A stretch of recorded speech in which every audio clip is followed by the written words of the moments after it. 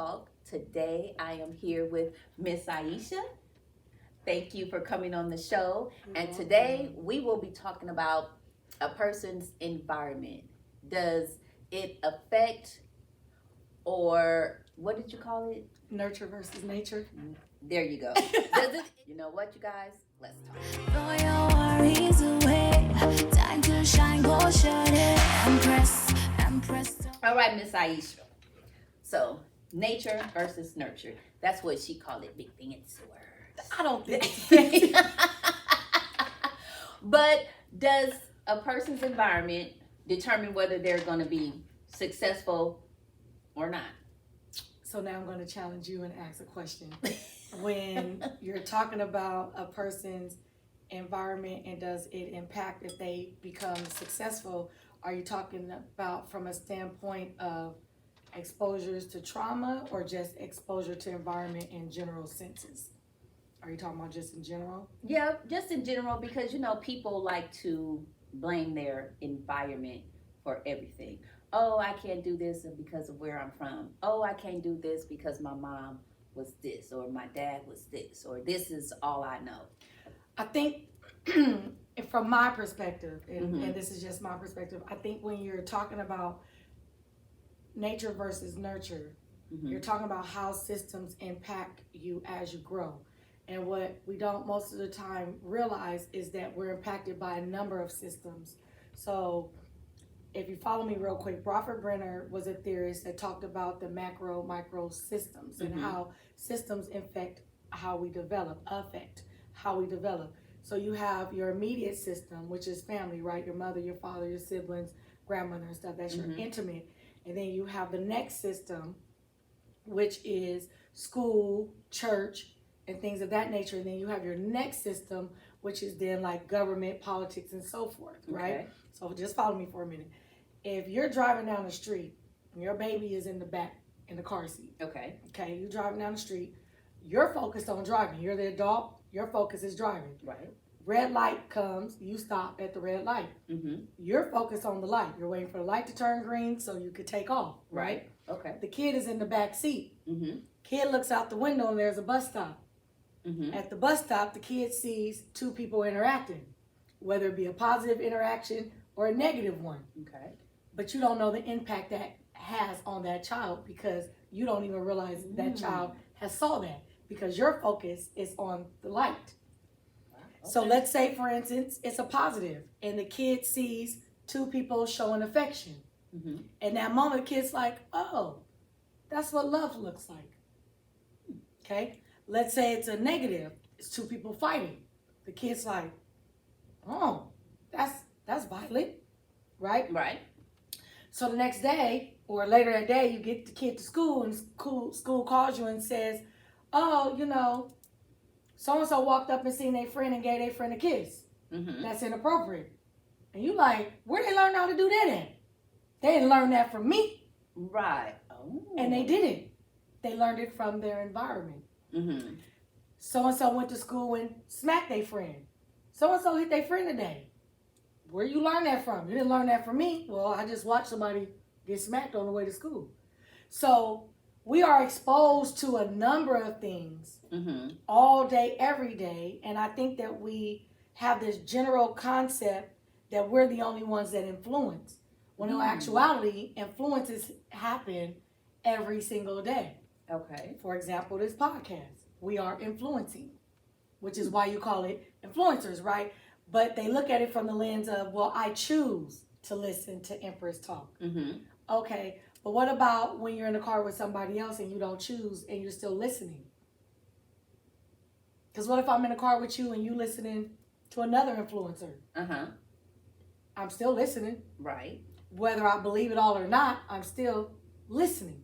So I'm still being influenced by which would be, right, nature, my environment. Your environment. Right? Okay. So when you talk about environment, if you're looking at it from a lens of growing up in spaces, and they say hurt people or abusers become abusers, that's not always true in fact because everybody has a choice.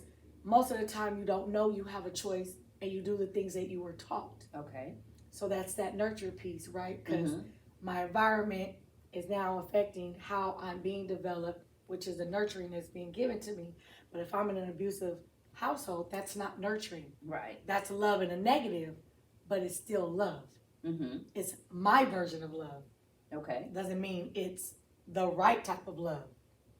Got it. So then I go out into the world and I meet you, and then you try to love me in a healthy way, and I'm like, I don't know that. Oh, you resist it. That's foreign to me, because this is the type of love I saw.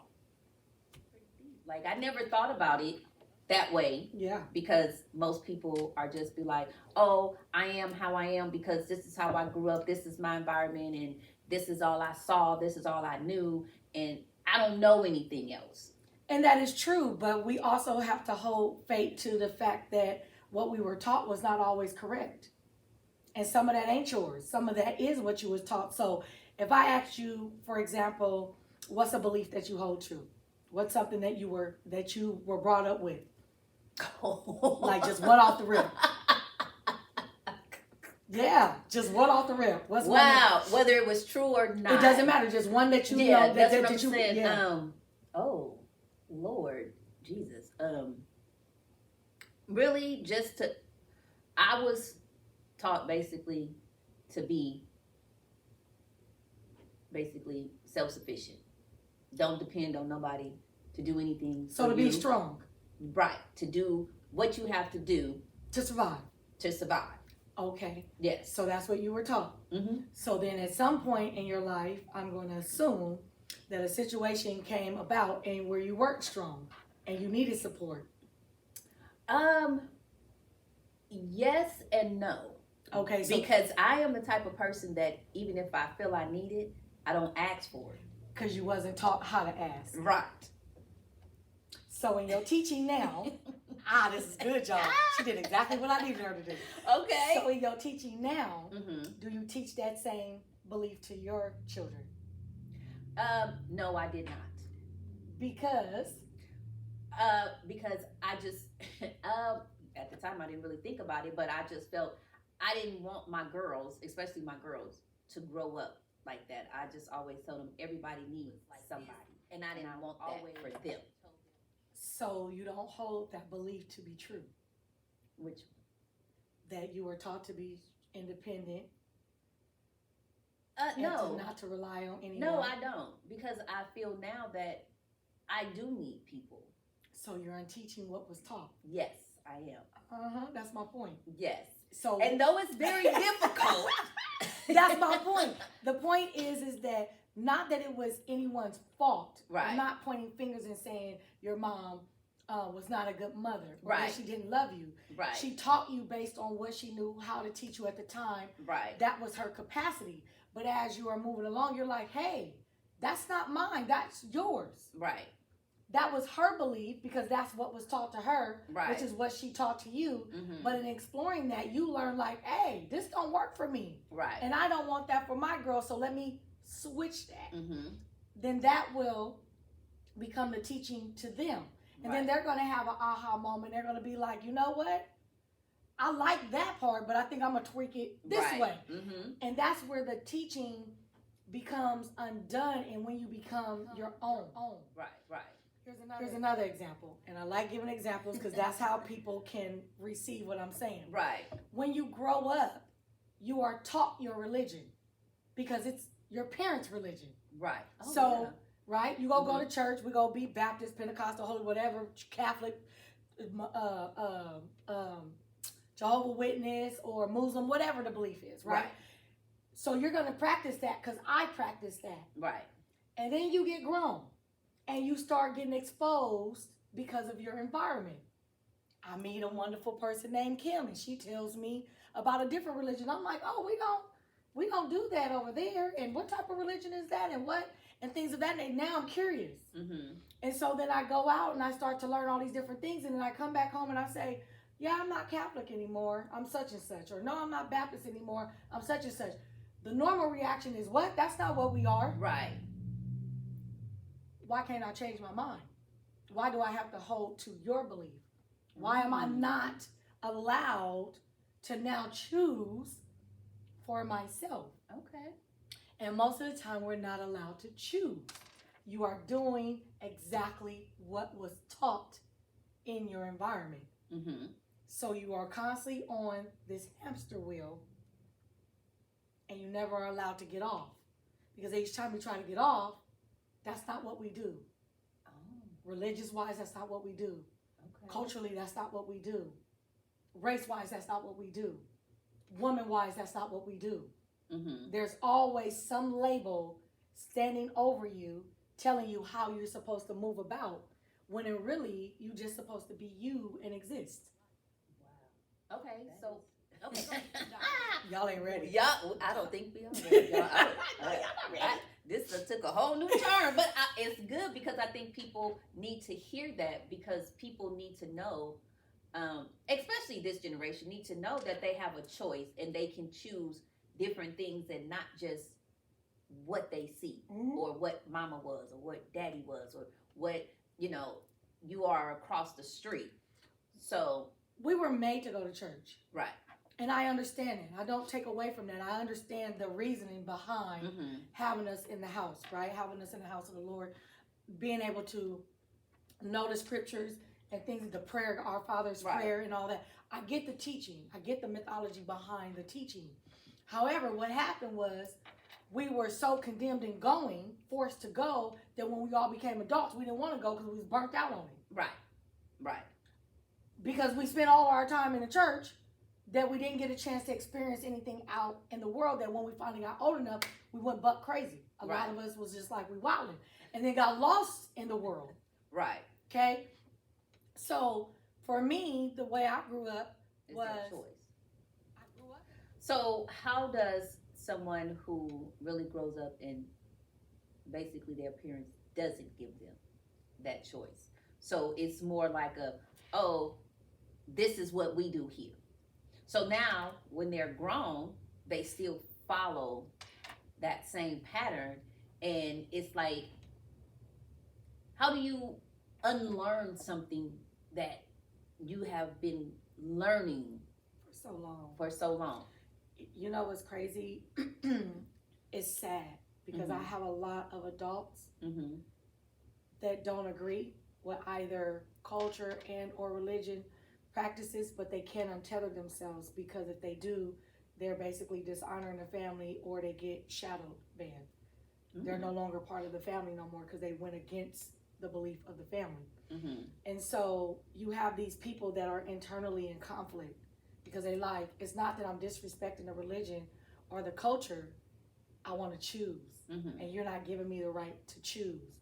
And so sometimes they have to move away and disconnect from family, but that's hurtful, because I love my family. I want to be a part of my family, but because I just simply don't agree, then that's what happened. This is what happened, and so I'm punished. So it's almost like a negative guilt. I either got to pick you or I got to pick me. And then the ones that pick themselves, again, they're left alone. Right? They can't call and ask for support. It's like, oh, don't call me because you don't believe, or you don't obey, you don't, and things of that nature, because nobody wants to change the way things have been done. Hamster wheel. Wow. This is the way it's always been done. Right. That don't mean it's right. Right. This is the way it's always been done. That doesn't mean it fits me. That's like putting a shoe on my foot that's too small. You can't make that shoe fit. Right? Remember the Cinderella story? Right. He went around with the glass slipper looking for the right foot. Right. And no matter how many feet he tried on in that slipper, nobody's foot fit that slipper until he got to Cinderella. And you telling me ain't nobody else in that kingdom got a 7.5 foot? You understand what I'm saying? Somebody else had a 7.5 foot that could have fit in that shoe. Right. But the point was, it was simply made for her. Right. But you telling me I can't put this on? Oh, okay. So I can't wear the Cinderella shoe? So I can't get off the hamster wheel. This is the way it's always been done.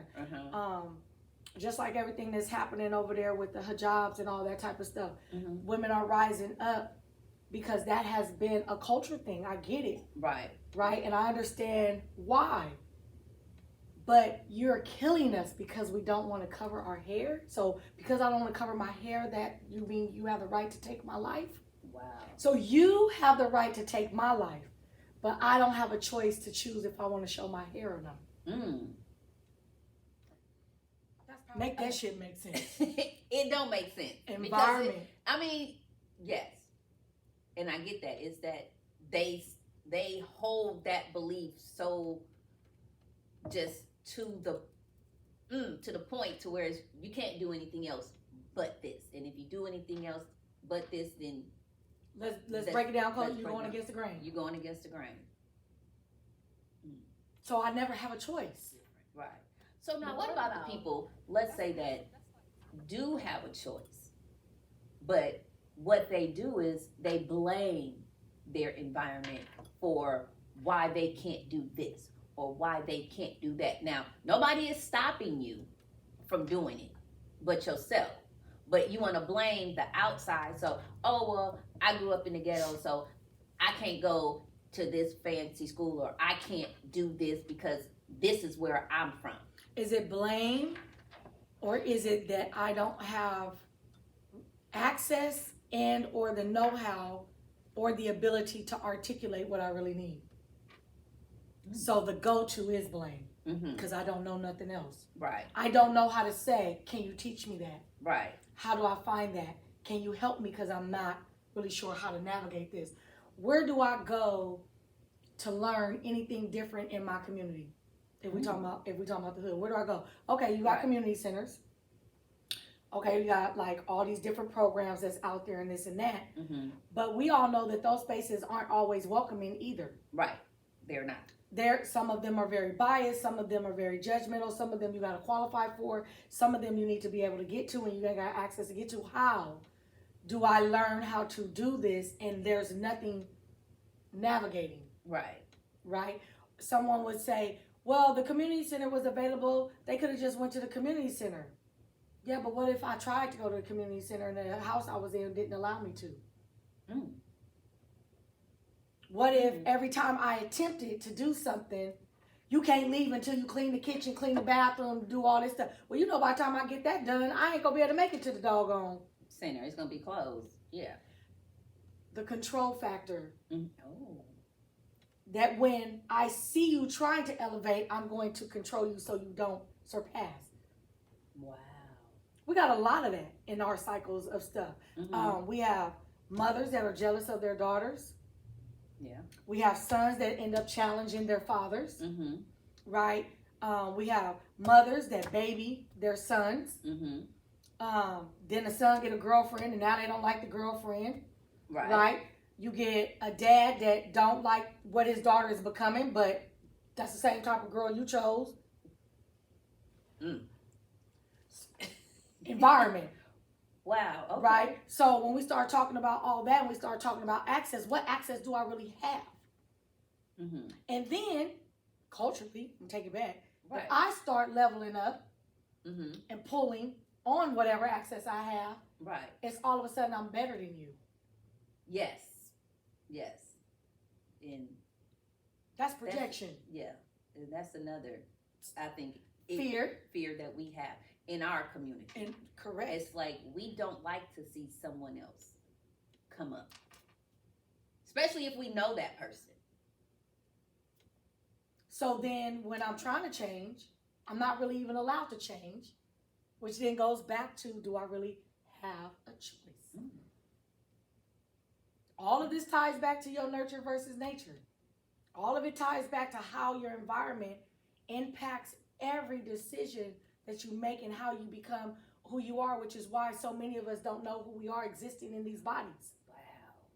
And by the time you get to a place of awareness, you've grown.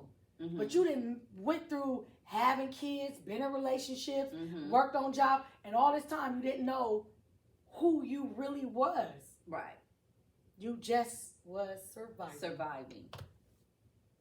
Ooh, look at Miss Ahisha dropping these nuggets on us, y'all. Let me take a drink. I think we need something besides tea. Whoop, boop, boop. No. Yeah. You know, it's crazy Yes. and it's sad. It is. Yeah. And I see a lot of that with this younger generation. And it kind of breaks my heart because I'm like, what kind of future are they going to have? Because it seems like they are just so stuck. And it seems like there's no one there to give them a helping hand. It's no one there It's to not say, just this generation. Mm-hmm. It's been every generation. Okay. So think about who really gave you a helping hand. Who really showed you how to be, who really taught you. And I'm not talking about the basic teachings, fundamentals of parenting, but who really taught you. Right. We was, I can't speak for you, outside. Outside, right? Outside. But who taught me the etiquette of the club? How to watch my drinks. How to make sure nobody's dropping anything in my drinks. Right. How to check my surroundings. How to dress. Right. How to hold my mannerism. Mm-hmm. Right? Who really taught you that? Outside. I can tell you right now, my mom didn't teach me, if you don't see it roll, don't smoke it. That didn't come from her. Right. That came from my environment. Right. No, I get it. You see what I'm saying? I get it. So when we talk about that generation to this generation to this generation, we're falling short in all sorts of capacities. Right. Whereas in this one, they may have fell short and we like, okay, we gonna do better. Right. So we do better on that one, but then we fall short on this one.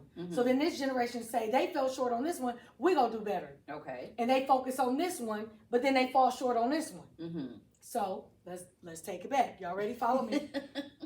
This generation, kids are to be seen and not heard. Right. Okay, when I have kids, my kids are going to be heard and seen. Right. Okay, now the kids are heard and seen, but they heard too much. Yeah. See what I'm saying? Yeah, I see what you're saying. So each generation was like, let's focus on this, but dumb down on this. Let's heighten on this and dumb down on this. But in the dumbing down of this, they lose something. Okay, so let me take it back again. Okay. We grew up in low income. So it taught us how to survive. Okay, so we knew how to make meals out of nothing. Okay, if we only had peanut butter and no jelly, or we only had potatoes and no chicken or whatever, we knew how to make something to eat. We could look in the cabinet and be like, oh, we got this and we got this, we're gonna piecemeal this meal. Right. Okay? Do that right now with these kids.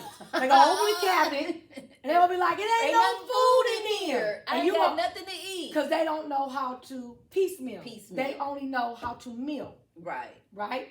So we was like, we don't want our kids to feel like that. We want them to go in the cabinet and be able to make a meal. Right. But then when things happen and we're struggling and we can't pack the cabinet, the kids don't know how to function. Yeah. They're like, oh my God, we broke. Oh my God. Right? Or then I've seen some people like kind of not get mad at their kids, but be like, oh, they don't even know like where I came from. They don't even know how to put a meal together. They don't know how to struggle. They don't know how to do this. They don't know. But you didn't teach them because you always had your cabinets full. So they don't know how to make that syrup sandwich. Or they don't know that fried bologna. Or sugar water. I'm ain't just no saying. Kool-Aid. You better go on Or some fried bologna. I'm just saying with the red string around it. Like we can take it back. Put that knife, boop, boop, oh, okay. so you don't have the bubble. Okay, I'm just saying. They don't know that. So we took that away, but in taking that away, what did we lose? What did we lose? We lost a level of quality because when COVID hit and the grocery stores closed down, nobody knew how to survive. Right. They didn't. Which is why everybody started flipping out. Oh my God, ain't nothing on the shelf. Oh my God, oh my God. And the ones that did was us and the generation. We went and got rice. Yep. We went and got beans. We went and got canned goods because those are the things that are stretch. Yes. And you know how to make them stretch. You know how to make that chili or that spaghetti. Everybody else went and ran and got lunch meat and all that and didn't have nowhere to put it. Right. Now you stuck with you got to try to figure out how to cook it. And them is only a couple of day meals. Right. Okay. No. But rice, potatoes, beans, pancake mix, Right. grits. You see what I'm saying? We was in there Yeah. oatmeal. Oatmeal. We was in there shopping cheese. You know what I'm saying? Right, because We- you can conjure up a meal. I'm You just know what saying. I'm saying? We lost. We lost So that. we change, which is not bad. We're supposed to change, but in the changing, we're losing some of the teachings. Mm-hmm. And it's not that we can't change it. Okay, you don't want them to have that. You want them to have food in the cabinet, but still teach them. If there is no food in the cabinet, what would you do? The teaching ain't gotta leave. You can change it, but still apply the teaching. Right. So now what about this generation Oh, Jesus. on the internet, the phones, the laptop, whatever you want, electronics, the internet in general? Because it seems like that's where now they're getting all their teaching from, because they see whatever is on the internet, that's what they want to do. Yeah, but it's a glorified life. Mm-hmm. It's a fab life, and it's not always accurate, Right. Because So I know that. And Right. You know that. but that comes to talking with your babies, Mm-hmm. so that they understand this praise lifestyle is not what you should be praising, because Right. life doesn't look like that for everybody. Right. But let's take it a step further or a step back. When we were growing up, it wasn't on the internet, but it was in the community. Mm-hmm. You saw the old school with the rims.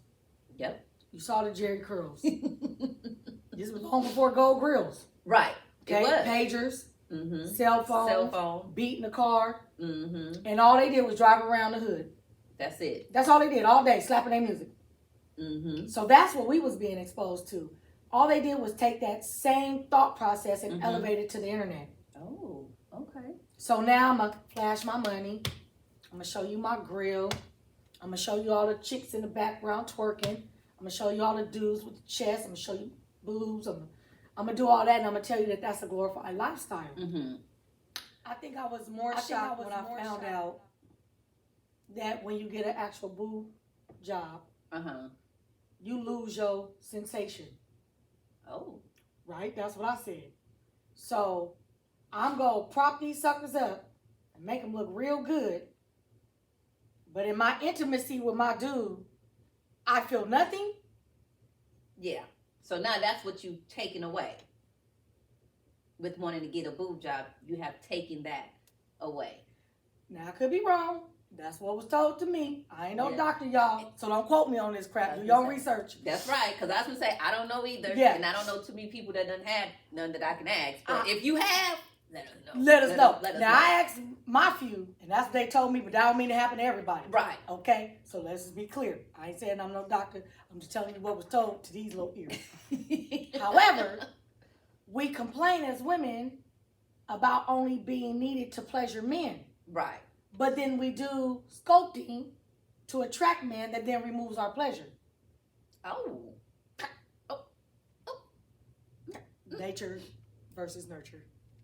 Mm. Just saying. Yeah. Yeah. Oh.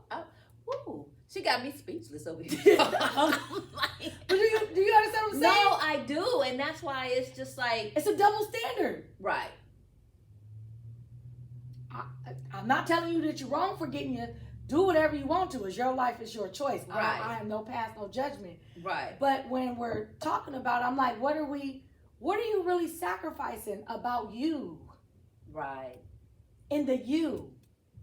And I think that also goes back to what you said earlier when you said people don't know who they are. Parents driven. Right. Everybody has a choice, and everybody's not going to agree with what I'm saying. Right. But if for a moment you could just hear my lens, it doesn't mean it's the right lens. It's just another lens. Right.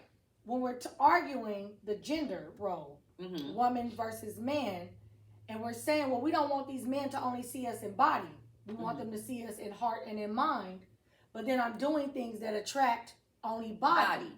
Mm-hmm. And then in attracting body, because I attracted body, I now have given up what could be something very pleasurable for me for body. Mm-hmm. So then how does that align with heart and mind? It doesn't. Some people get off on kissing. That's Mhm. their foreplay. Right. Some people get off on Right. That's their foreplay. Right. Some people get off on. Right. That's their foreplay. So, Mm. again, your life of choices. Right. I'm not judging. Yeah. I'm not. I want to be clear. I'm not judging. Mm-hmm. I'm just giving another lens that when you hear the argument, that might be a perspective somebody is coming from. Mm-hmm. Doesn't mean it's the right perspective. It doesn't take away any value or diminish you. Then you can take away, for the fact that you got some women that are breast cancer survivors. Mm-hmm. Right. And here you are injecting things, and those women's perspective would be, why would you do that when here I am suffering from stuff? Right. So you got all these different lenses. And my point to that is, again, how your environment impacts perception and or thought. Mm-hmm. So when you're talking to people, just listen. Doesn't mean they're right, but it's their truth. Right. That's it. It doesn't change your truth. Mm-hmm. It's just their truth. That's it. It's not a debate. It's not a I don't agree. Mm-hmm. It's not a I do agree.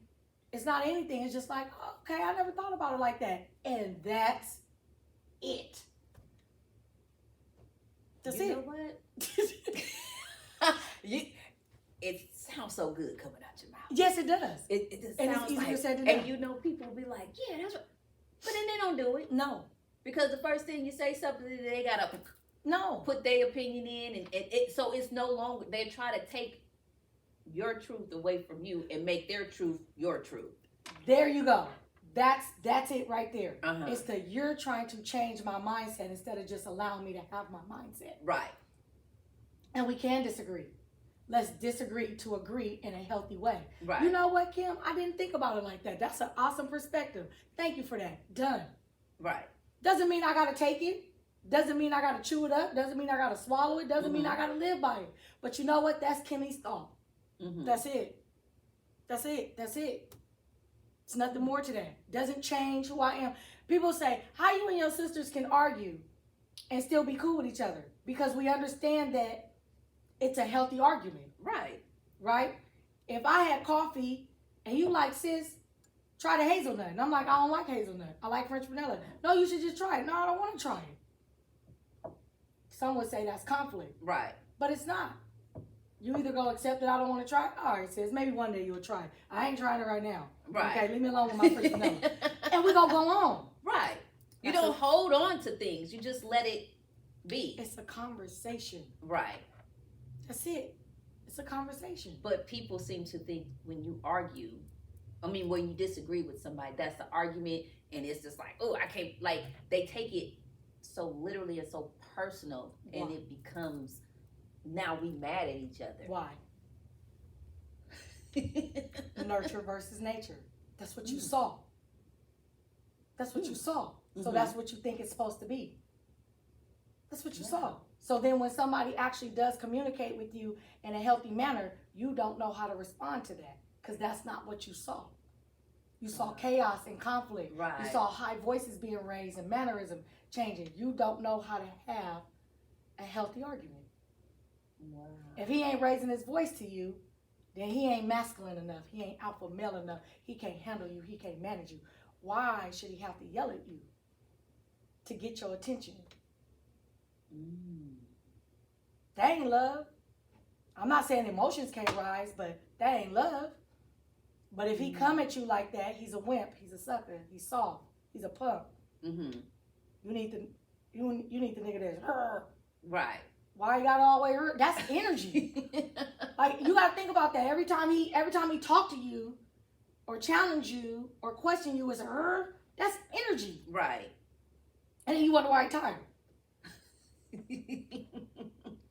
Nature versus nurture. Mm-hmm. And so all the kids in the home, that's what they see. You think just because they over there playing a video game or in the kitchen eating ice cream or whatever that they're not paying attention? Right. Every day you are modeling what they are seeing. Mm-hmm. Oh, especially car rides. Car rides are the highlight for children. Kids will remember car rides way more than you will because most of the stuff happens in the car. Right. The music you listen to, the conversations you having. I have to tell my parents a lot. stop talking in the car with the baby in the back. Right. Just because you think you talking in riddles, you ain't talking in riddles. Right. They ain't crazy. That's just like people that cuss around the kids, but they spell out the cuss word and think the kid don't know the cuss word. Like they, yeah. Kids are not stupid. Kids Right. are smart as hell. Mm. Kids are hella smart. And they soak it all up. And then they'll come back years later and be like, Mommy, Daddy, remember when we was in the car that one time and you was talking to so-and-so, and you sitting there like, what? the hell? You remember that? Yeah, you imprinted. Wow. Core memories. Yes. That's what they call it. Again, Mm-hmm. nature versus nurture. Okay. How it all impacts. So, I know I don't want to say a solution, but where do we start to kind of, not to, like I said, unlearn what we've learned. You got to do the work. You got to first be honest with yourself and even figure out what it is you need to be accountable or realizing about yourself, right? You really got to, you can't expect anybody else to do it for you. You got to do it yourself. And you got to be willing to have very transparent and hard conversations, not only with yourself, but the people around you, right? So corrective criticism should not be foreign, because that's people that's intentionally loving you, trying to get you to be the best version of yourself, if they mean that. So when they come to you and they're like, hey, I didn't like that, or hey, I saw you do this, maybe you want to, don't take it as a defense and go on attack mode. Actually sit back and hear it. Go around and ask 5 people that you know, what do you see when you see me? Give me your honest answer. You will be shocked as hell. Because you automatically assume that they're going to say very positive things, and they will. And then ask the question, say, now tell me the negative things that you see. But you better be ready to hear what they got to say, because it's not going to feel good. But take that and sit in it, and then say, how can I change that? What does that look like? Because that's not really who I am or what I'm trying to be perceived to be, right? So how do I change that? But having those honest, I don't want anybody around me that ain't giving me honesty. Check me when I'm wrong. Right. You know, that's what people have a hard time really accepting. They can accept all the good. Yeah. But when someone really try to read you and tell you about yourself, now you're mad, now you're angry, now you don't want to talk to this person no more, because you, like, how do they got the audacity to say that about me? I need people that will risk the friendship to tell me the truth. Right. No, hear what I'm saying? I need you to risk the friendship by telling me the truth. Meaning, I know you may not want to hear this, and that's fine. But I'm going to tell it to you anyway. Right. And if you don't want to be my friend, that's okay too. Because I'm telling you from a space of love. So I want you to risk the friendship for me. You get what I'm saying? No, I get it. And in doing so, you should want those type of people around you that says, you ain't gonna like what I'm about to tell you. I'm gonna tell it to you. Right. And if you're mad, that's fine. Be mad. I'll be here when you come back because I love you. And when I call you back after being mad, you pick up the phone as if it was never an issue. I say, hey, Kim, you say, what's up, girl? Right. How you been? I'm good. I missed you. I missed you too, love. What's been going on? And we pick up. We don't go back to, oh, you calling me now? You ain't mad at me no more? What? For why? You knew I was mad at you. I knew you was mad at life. For why? Why do we go back? We ain't got to. Yeah, and I think that's what a lot of people do. They go back even after it has already been, washed. We don't need to. They go back. I already knew you was mad. When we hung up the phone, I knew you was mad. You ain't gonna like what I got to say. I don't believe you just said that to me, Kimmy. Oh my God. Bye. And we hang up. You like, well, she bad. She'll be all right, though. She'll be all right. Right. So when 3 weeks go by, because I got to process my emotions. Right. And people don't give people time to process. You want it to go back to normal. Right. It's going to go back to normal, but can you give me grace? Because I don't process the way you process. I'm me. You're you. And when I call you back, just be like, hey, I missed you, sis. It's good. Right. Just move forward. And if it's something that we seriously need to unpack because it left you in a space, then say that. Hey, I'm not harping on the fact that you were mad at me, but I just want to say moving forward, if we have that type of situation, let's not let 3 weeks go by, sis. Right. At least tap in, send me a text and just say, I'm cool, I'm still processing. Don't leave me in limbo because silence doesn't do well for me. Right. So now y'all know how to interact with each other. Nurture versus nature. Yeah.